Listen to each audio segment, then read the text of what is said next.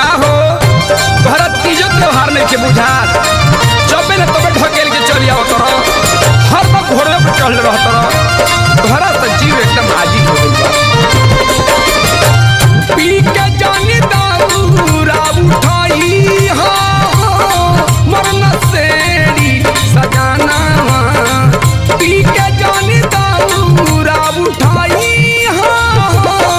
मरना जेड़ी सजाना घाटे हो सो मैं तू आई हूँ मरना सेड़ी सजाना छठी घाटे हो सो मैं तू आई हूँ मरना सेड़ी सजाना हाउ रविंदर बाबा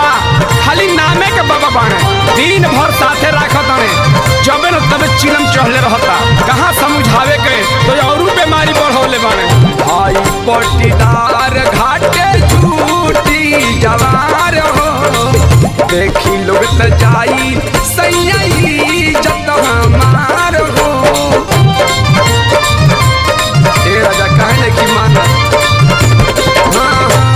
भाई पट्टीदार सब है झूठी जवार हो देखी लोग त जाई सैयई जत हमार हो ना सके न चीज कौन खोई हो मरना सेड़ी सजाना ना सके न चीज कौन खोई हो मरना सेड़ी सजाना छठी घाटे हो सो मैं तू आई हो मोर गजेड़ी सजाना छठी घाटे हो सो मैं तू आई हूँ मोर नसेड़ी सजाना ए जी रउआ से इतने हो तो जोड़ी बात देखी आज छठ के पर्व हो दुनिया के जवार के लोग जुटी हो जा तनी होश हवास में चलब घाटे पर न तो वही जग जाई